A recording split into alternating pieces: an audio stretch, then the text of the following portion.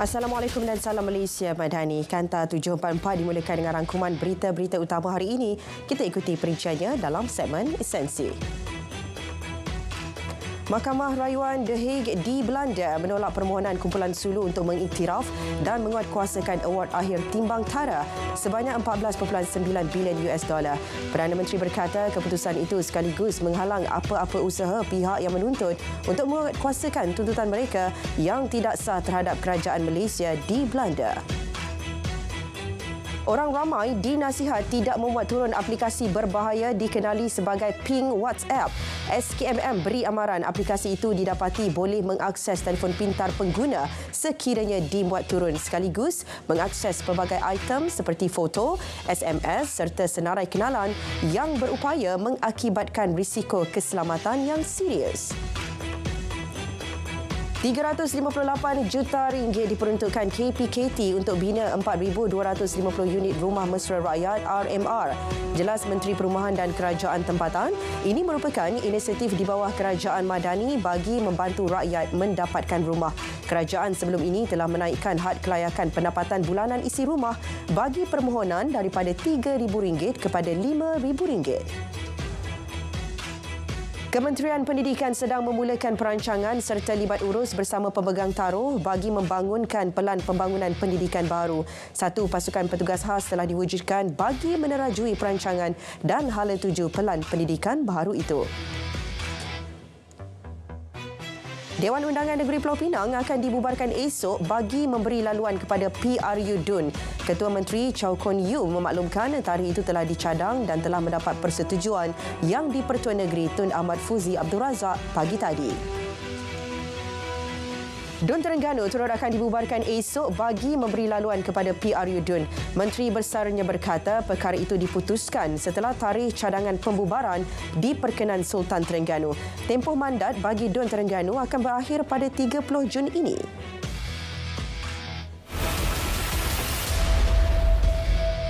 Kemuncak ibadah haji berlangsung hari ini dengan umat Islam berwukuf di Arafah. Anas Muhammad Nur teruskan perkongsian serta gambaran terkini di Arafah.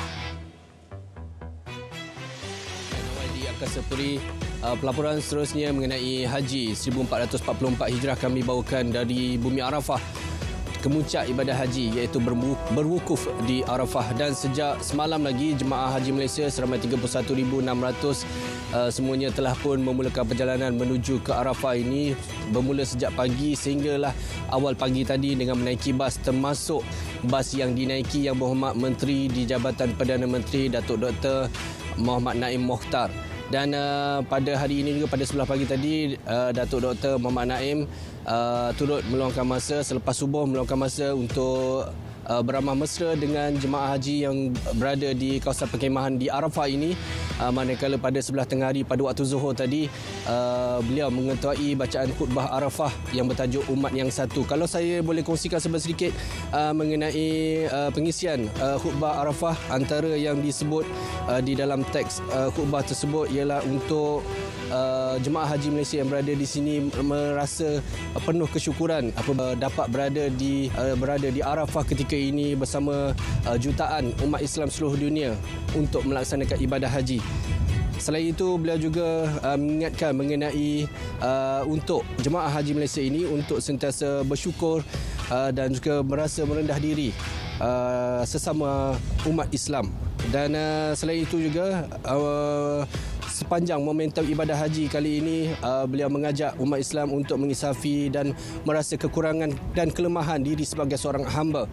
Dan selesai saja khutbah Arafah dan solat Zuhur tadi, maka bermulalah amalan berdoa di kalangan jemaah Malaysia sepanjang tempoh ini sehinggalah selepas waktu asar nanti bermulalah perjalanan sebahagian jemaah haji Malaysia ini menuju ke Muzdalifah untuk bermabit ataupun bermalam di Muzdalifah, dan perjalanan bermula seawal selepas waktu asar secara berperingkat. Sebelum itu saya ingin kongsikan juga suhu ketika ini boleh mencecah sehingga 45 hingga 46 darjah Celsius, dan diingatkan sekali lagi kepada jemaah haji Malaysia untuk sentiasa kerap minum air ketika operasi masyarakat ini. Sekian dulu, kembali kepada Diana Wai. Baik, terima kasih Anas. 1,659,837 jemaah telah memasuki Arab Saudi melalui jalan-jalan darat, laut dan udara bagi musim haji. Arab Saudi beri jaminan menggunakan semua keupayaan untuk memudahkan prosedur kemasukan jemaah haji. Ini termasuk kelengkapan peranti teknologi terkini dan dikendalikan kaki tangan berkelayakan yang mahir dalam pelbagai bahasa.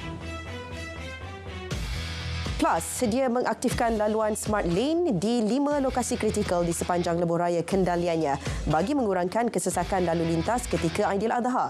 Bagaimanapun, pengguna dilarang sama sekali memandu di lorong kecemasan di lokasi Smart Lane yang tidak diaktifkan. Lebih 51,000 kenderaan dijangka masuk ke Melaka sempena Aidiladha bermula esok hingga 1 Julai. Justru orang ramai disaran merancang perjalanan masing-masing dan berhati-hati di jalan raya bagi mengelak sebarang insiden tidak diingini. Sempena Aidiladha berlaku peningkatan aliran trafik di beberapa lebuh raya utama. Untuk mengetahui laporan aliran trafik, terus saja langsung ke Lembaga Lebuh Raya Malaysia LLM bersama Kyle Willy Manian. Silakan.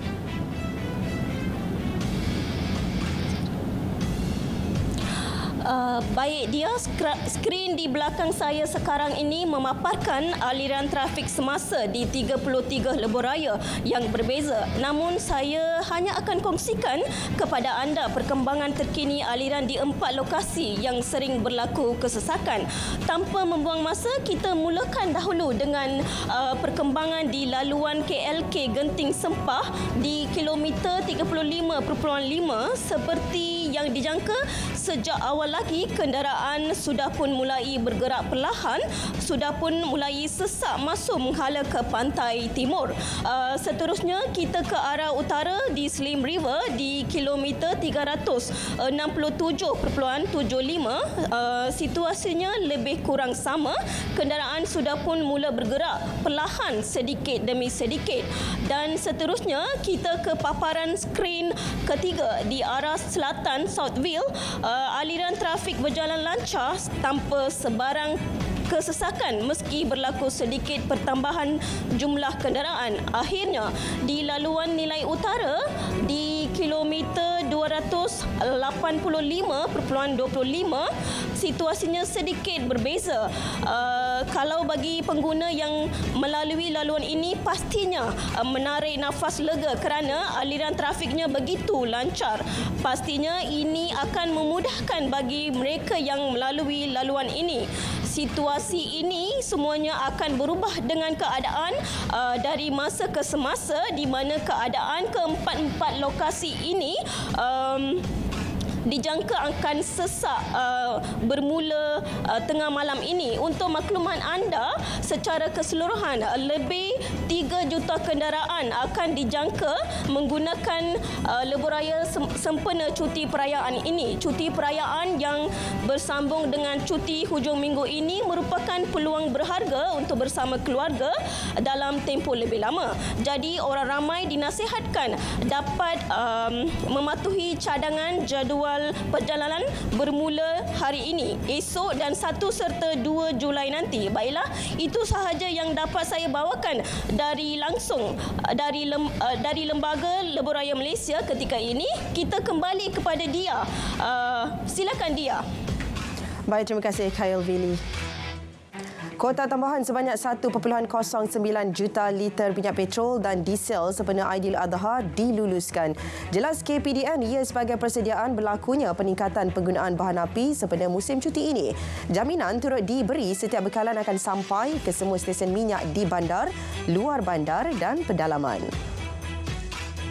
Jualan khas Aidiladha Madani memberi peluang kepada masyarakat di Melaka mendapatkan barangan dengan potongan harga RM20. Selain barangan mentah, terdapat juga bekalan berjuadah seperti ketupat, rendang, lemang dan kuih muih. Jualan khas itu telah berlangsung di 5 lokasi pasar tani iaitu Masjid Tanah, Alur Gajah, Merlimau, Gadik dan Jasin sejak 24 Jun lepas. Lebih 1,000 pekerja warga asing yang dibawa masuk ke Malaysia menerusi pelan kelonggaran penggajian pekerja asing masih tidak mempunyai pekerjaan. Menurut Menteri Dalam Negeri, satu inisiatif telah diambil bagi mengatasi isu lambakan tersebut. Agensi yang melakukan kesalahan itu telah dikenal pasti dan akan disenarai hitam. Siasatan berhubung dakwaan wujud unsur rasuah dalam isu pengambilan pekerja asing di Kementerian Sumber Manusia kini di peringkat akhir. Kata Ketua Pesuruhjaya SPRM Tan Sri Azam Baki, kertas siasatan berhubung kes berkenaan akan diserahkan kepada pejabat peguam negara dalam tempoh 2 minggu lagi untuk tindakan lanjut. Mahkamah Magistrate Petaling Jaya melepas dan membebaskan 17 individu daripada pertuduhan merusuh di Kuil Sri Maha Mariamman Sivil 5 tahun lepas tanpa memanggil mereka membela diri. Keputusan Magistrate Muhammad Iskandar Zainul selepas mendapati pihak pendakwaan gagal menimbulkan kes prima facie terhadap kesemua tertuduh pada akhir kes pendakwaan. Seorang bekas mekanik kapal mengaku tidak bersalah di Mahkamah Session Johor Bahru atas 4 pertuduhan berkait jenayah seksual terhadap anak saudaranya 5 tahun lepas. Tertuduh turut menghadapi pertuduhan memiliki gambar serta video pornografi melepas. Pengakuan dibuat di hadapan Hakim VM Mabel Sheila.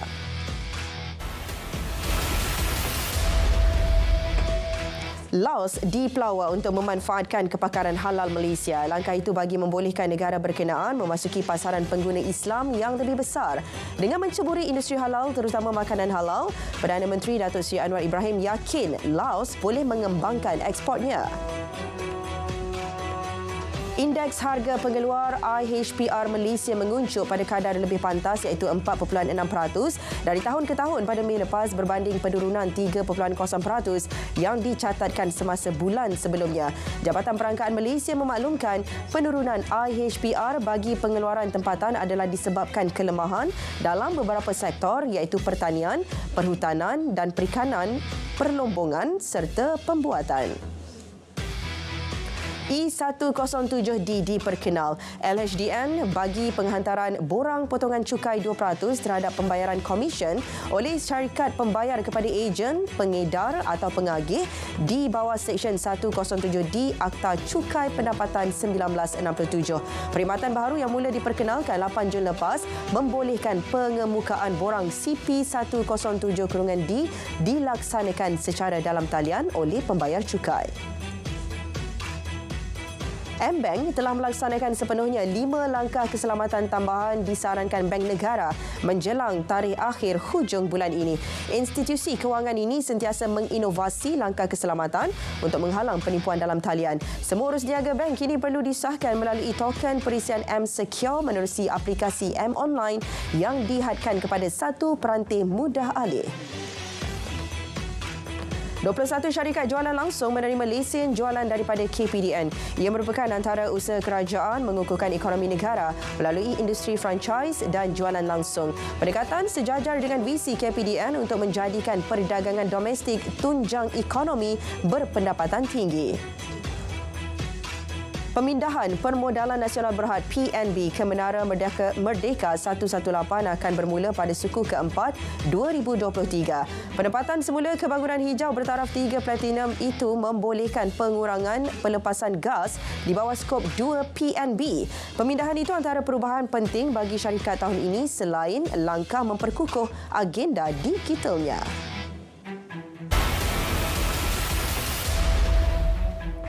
8 ahli parlimen dari Semenanjung Gaza kemukakan aduan kepada Mahkamah Jenayah Antarabangsa ICC. Ia bagi menggesa Israel menarik balik sekatan dan memberi pampasan kewangan kepada Palestin. Menurut laporan PBB, kerugian ekonomi akibat sekatan berjumlah $16.7 bilion Amerika antara 2007 dan 2018. Amerika Syarikat nafi ada kaitan dengan pemberontakan pasukan separa tentera Wagner di Rusia. Presiden Joe Biden menegaskan ia merupakan masalah dalaman Rusia dan tiada campur tangan Amerika. Pasukan itu pada minggu lepas memberontak dan mengancam untuk menyerbu Rusia selepas mendakwa Kementerian Pertahanan menyerang pejuangnya. Jepun mungkin memasuki gelombang ke-9 jangkitan COVID-19. Justru, pakar kesihatan mahu langkah-langkah pencegahan diperketat semula selepas melihat peningkatan kes COVID-19 kepada individu. Dalam gelombang ke-8 antara penghujung November dan penghujung Januari, Jepun mencatat jangkitan harian lebih 246,000 kes. 7 individu dilaporkan hilang dalam kejadian tanah runtuh di sebuah daerah di wilayah Sichuan awal pagi tadi. Lebih 400 pekerja penyelamat ditugaskan menjalankan misi mencari dan menyelamat. Biro Pengurusan Kecemasan Daerah Wenchuan berkata, lebih 900 penduduk telah dipindahkan ke tempat selamat. Satu kebakaran besar berlaku di sebuah bangunan kediaman di Bandar Ajman di Utara Emiriah Arab Bersatu awal pagi tadi. Menurut polis tempatan, tiada kemalangan jiwa dilaporkan dan penduduk telah dipindahkan. Anggota bomba berjaya mengawal kebakaran. Penyelidik Jepun membangunkan teknologi lengan robotik untuk melakukan pelbagai tugas. Teknologi kecerdasan buatan AI yang dikenali Jizai Arms memiliki 4 lengan yang boleh dipasang di badan penggunanya. Lengan tersebut juga boleh dikawal sendiri oleh si pemakai atau secara kawalan jauh. Kanta 744 berakhir di sini. Menyusul selepas ini berita perdana bersama Andy Reza Rohadian dan Hazel Desmond untuk paparan lebih komprehensif. Malaysia Madani, tekad perpaduan penuhi harapan.